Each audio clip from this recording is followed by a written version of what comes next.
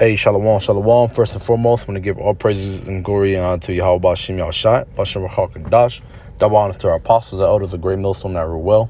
Peace and salutations to the hopeful elect out here pushing truth and sincerity.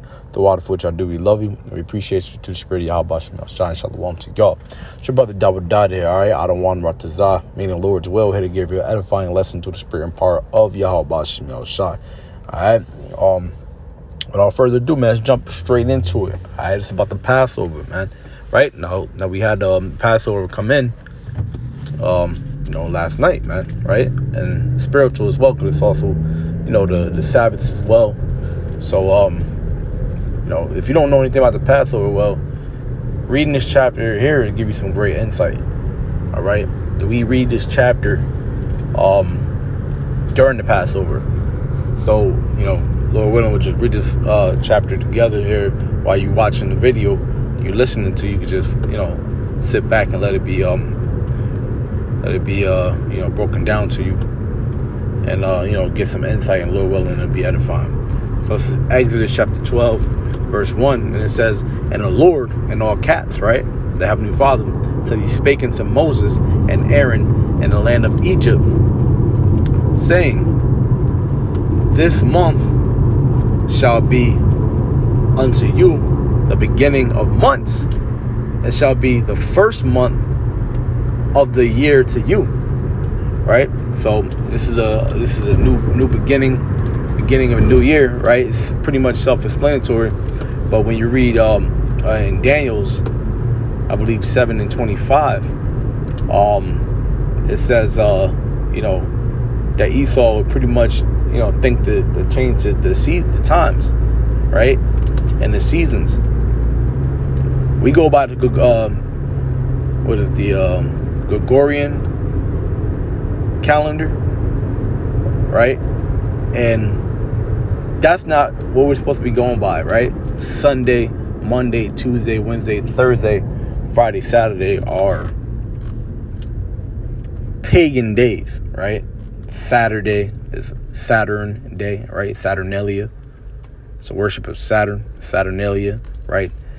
Friday is Viernes, is it's the worship of I forgot exactly, but it's the Viernes is how you say it in Spanish, right? And it's the worship of another false idol, right?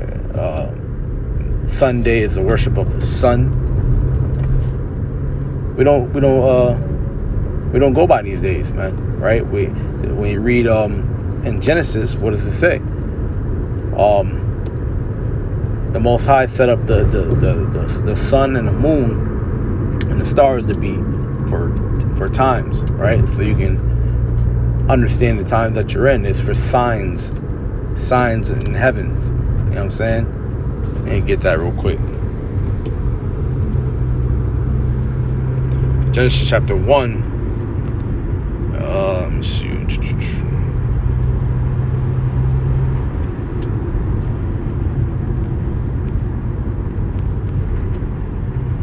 Yeah.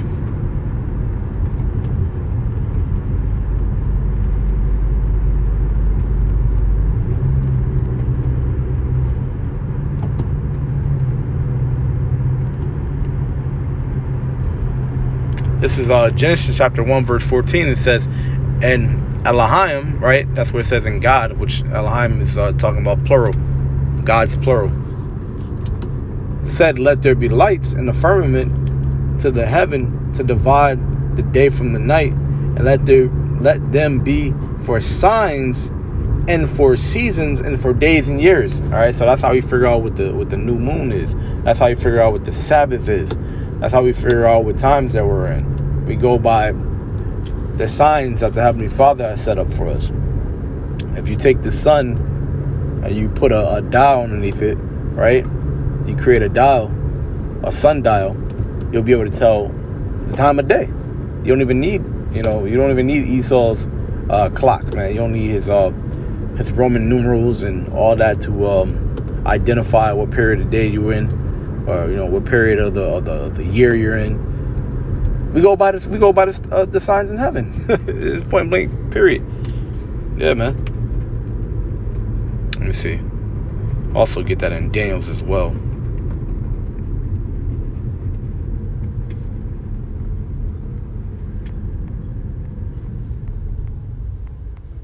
This is Daniel chapter 7, verse 25. It says, and he shall speak great works against the Most High. Yeah, and that's what he does. Pretty much blaspheme the Most High and try to change everything that the Most High set forth. He should wear out the saints of the Most High, which is exactly what he's doing, right? Working us to death, right? It says, and think to change times and laws, and they shall be given in his hand unto a time, and times is dividing the time, which is going to something else. But look, he changed the times and the laws. So he literally, that's where we get this a Gregorian calendar, where we go by all these pagan days, man, and worship all these pagan holidays. All right, when we had a different way of doing things.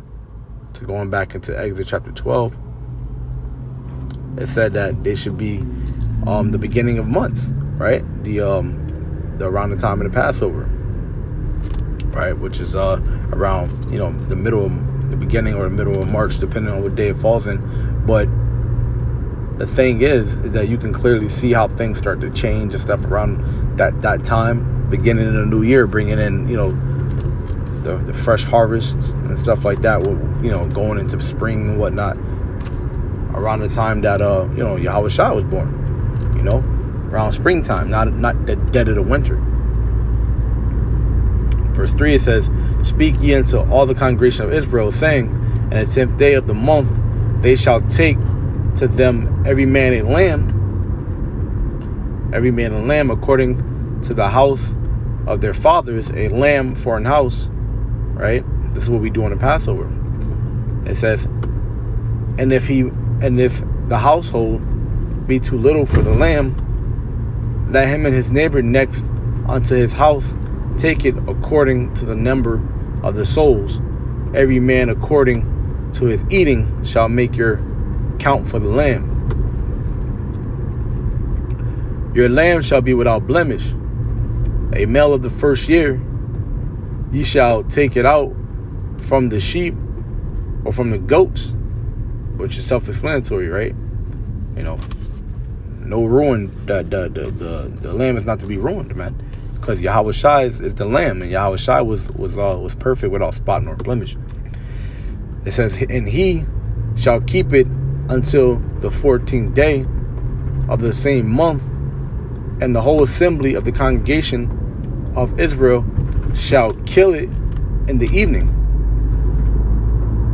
And they shall take the blood and strike it on the two side posts and on the upper door post of the houses wherein they shall eat it.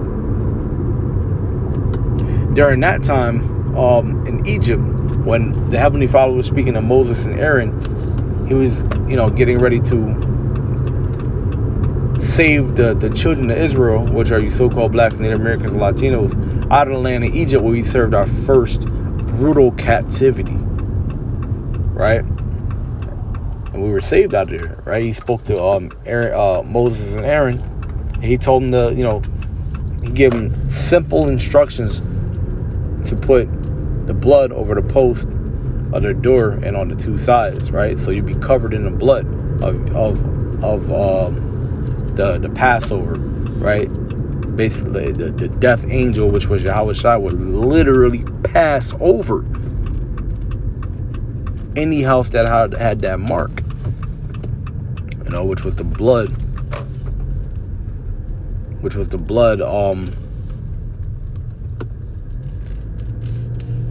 of the lamb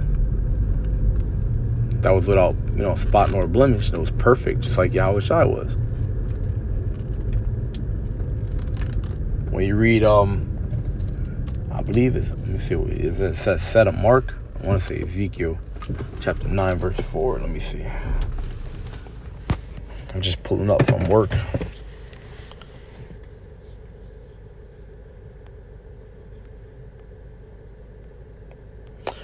Ezekiel 9 and 4 says, and the Lord said unto him, go through the midst of the city, through the midst of Jerusalem, and set a mark. Now through the midst of the city, through the midst of Jerusalem.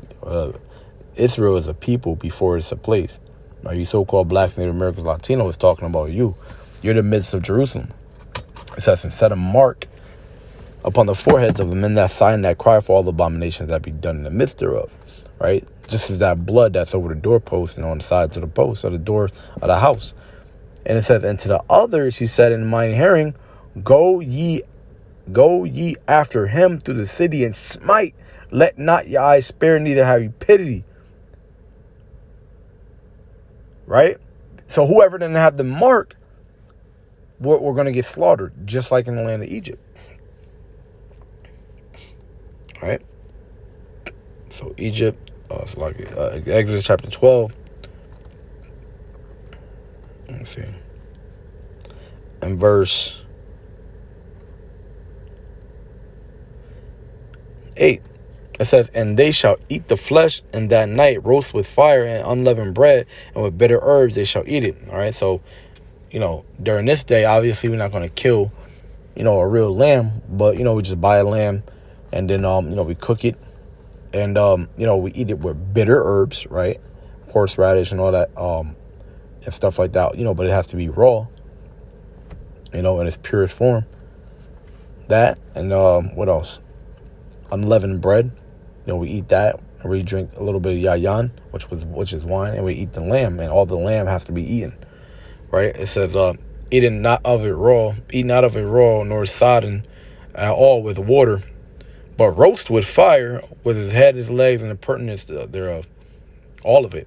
And ye shall let nothing of it remain until the morning, and that which remaineth of it until the morning ye shall burn with fire. And thus shall ye eat it with your loins girded, your shoes on your feet, and your staff in your hand, and you shall eat it in haste. It is the Lord's Passover. You know what I'm saying? So you're getting ready to go, and you got to be quick with it. You got to eat and go. You know what I'm saying? You can't be really, it's not really, it's a solemn assembly. It's not for you to go to the damn strip club and do any, wicked activities with your women and, going out into a club and we'll party. You're supposed to eat and basically rest, man. It's the Sabbath. It's the Lord's Passover, man. It's the Lord's Passover. It's a solemn assembly. For I will pass through the land of Egypt this night, and will smite all the firstborn in the land of Egypt, both man and beast, and against all the gods of Egypt I will execute judgment. I am the Lord. And that's what happened in the land of Egypt. He killed the death angel, which was Yahweh Shai, who the world ignorantly calls Jesus Christ, killed the firstborn of everything living in the land of Egypt that did not have that mark. And the blood shall be to you for a token upon the houses where ye are, and when I see the blood, I will pass over you, and the plague shall not be upon you to destroy you when I smite the land of Egypt. Going back to Ezekiel 9:4, those of who you does not have that mark will be destroyed. And this day shall be unto you for memorial, and ye shall keep it a feast to the Lord Yahweh Bashim Yahshua through all your generations. Ye shall keep it a feast by the ordinance forever. This is why we keep the Passover, man. We're rehearsing the righteous acts, but we do the best that we can to our ability to try to make these things happen. It says 7 days shall ye eat unleavened bread. Even the first day ye shall put away leaven out of your houses. For whosoever eateth leavened bread from the first day until the seventh day, that soul should be cut off from Israel, right? And basically all the leaven have to come out of your house. So any type of leavened items, bread, tortillas, potato chips, these types of things have to be thrown out.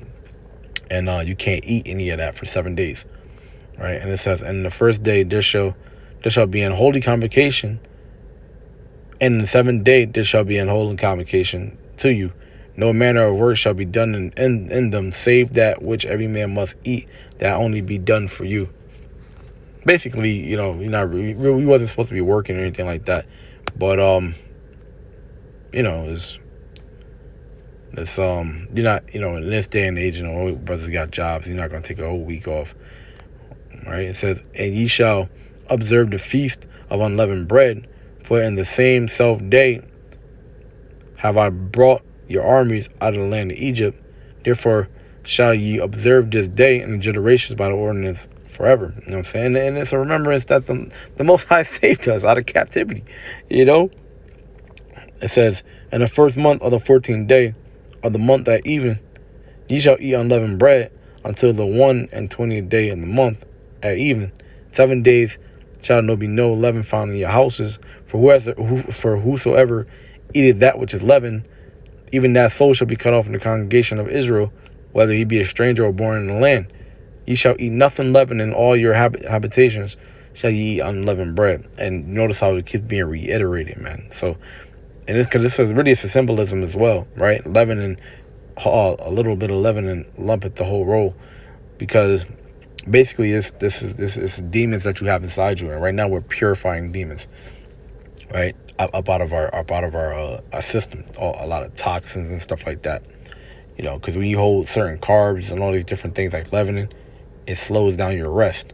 So it really, not eating these things is really going to, this is a spiritual thing, and if you have, leavening inside you, it's basically a symbolism of that. It's really having hatred towards your brothers and holding grudges and holding things like that against brothers and, family members and stuff like that. So you do this as a spiritual fast as well, It says, then Moses called for all the elders of Israel and said unto them, draw out and take you a lamb according to your house, your families, and kill the Passover.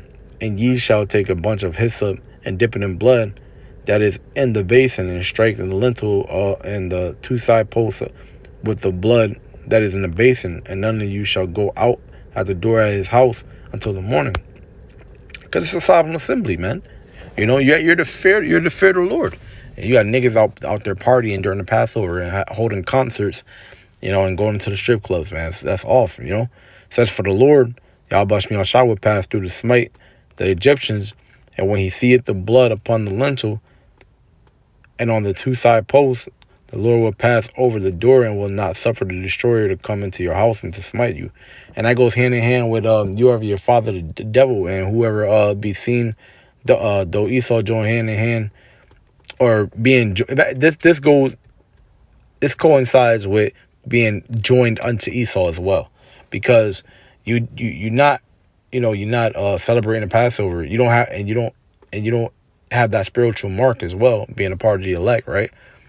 And you niggas out here, you're trusting in Esau, like it speaks about in Isaiah chapter 30. You're trusting into this military, you're out there, you're going to be caught out there with them, right? Just like whoever didn't have that blood, they were caught out there with the Egyptians during that time.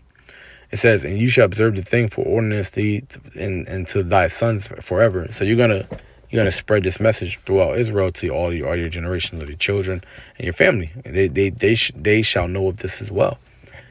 And it shall come to pass when you be coming to the land which the Lord will give you, according as he hath promised, that ye shall keep this service. And it shall come to pass when your children say unto you, what mean ye by this service? That ye shall say, it is the sacrifice of the Lord's Passover, who passed over the house of the children of Israel in Egypt, when he smote the Egyptians and delivered our houses. And the people bowed the head and worshipped. And the children of Israel went away and did as the Lord had commanded Moses and Aaron, so did they. All right. So he passed on that message that the Heavenly Father told him to pass on to the children of Israel, and they did so. And it came to pass that at midnight the Lord smote all the firstborn in the land of Egypt, from the firstborn of Pharaoh that sat on his throne to the firstborn captive that was in the dungeon, and all the firstborn of cattle. And Pharaoh rose up in the night. See, this is a heavy plague, man. Could you imagine during that time? All the screaming they must have heard, all the death, man. It says, and Pharaoh rose up in the night, he and all his servants and all the Egyptians, and there was a great cry in Egypt, for there was not a house where there was not one dead. And that's beautiful, man, because the same thing is going to happen here, man. This is modern day Egypt.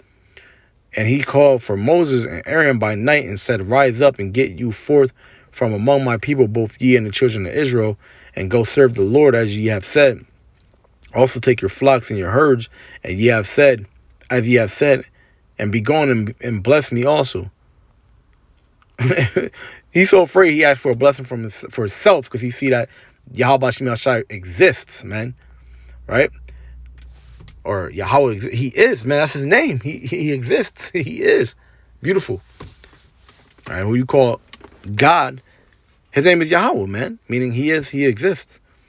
And the Egyptians were urgent upon the people that they might send them out of the land in haste, for they said, we all be dead men. We be all dead men. Yeah, and hurry up and get out of here, you Israelites. And the people took their dough before it was leavened, their kneading throws being bound up in their clothes upon their shoulders. And the children of Israel did according to the word of Moses, and they borrowed of the Egyptian jewels of silver and jewels of gold and raiment. And the Lord gave the people favor in the sight of the Egyptians, so that they lent unto them such things as they required, and they spoiled the Egyptians. And the children of Israel journeyed from Ramses to Succoth, about 600,000 on foot, that were men beside children. So we left in numerous multitudes, man. And a mixed multitude went up also with them in flocks and herds, even very much cattle. We were traveling, with a lot of stuff. And they baked unleavened cakes of the dough which they brought forth out of Egypt, for it was not leavened, because they were thrust out of the Egypt and could not tarry. So they couldn't take their time to do this stuff, which is why we eat unleavened bread, man, as a remembrance of that day. Neither had they prepared for themselves any victual. Now the sojourning of the children of Israel, let me see. I think that's it. Yeah, let me see. Now the sojourning of the children of Israel who dwelt in Egypt was 430 years. And it came to pass at the end of 430 years, even the self-same day, it came to pass that all the hosts of the Lord went out of the land of Egypt. It is a night to be much observed unto the Lord for bringing them out from the land of Egypt. This is the night that that night of the Lord to be observed of all the children of Israel and their generations. And the Lord said unto Moses and Aaron, this is the ordinance of the Passover. There shall no stranger eat thereof. Yeah. Yeah. You don't have to bring a outsider in on the Passover, man. That's going off. It says, but every man's servant that is bought for money, when thou hast circumcised him, then shall he eat thereof. And every man has to be circumcised at the Passover as well, man. Well, yeah, pretty much. It says a foreigner and an hired servant shall not eat thereof. And in one house shall it be eaten. Thou shalt not carry forth out of the flesh abroad out of the house, neither shall ye break a bone thereof. Yeah, that lamb got to be perfect. But it's a spiritual thing as well, though. It says all the congregation of Israel shall keep it. Yeah, see, this goes for everybody, man. This goes for all 12 tribes. And when a stranger shall sojourn with thee, and will keep the Passover to the Lord, let all his males be circumcised, and let him come near and keep it, and he shall be as one that is born in a land, for no uncircumcised person shall eat thereof. One law shall be to him that is homeborn, and unto the stranger that sojourneth among you. But these laws were for that time. Thus did all the children of Israel as the Lord commanded Moses and Aaron, so did they. And it came to pass the same day that the Lord did bring the children of Israel out of the land of Egypt by their armies. That's why we celebrate the Passover in remembrance of the things that happened during that time. All right. So that I want to give all praise and glory unto Yahweh, Shem Shai, Bashem Kakadash. That wants to the apostles, the elders, a great millstone, and Shalom.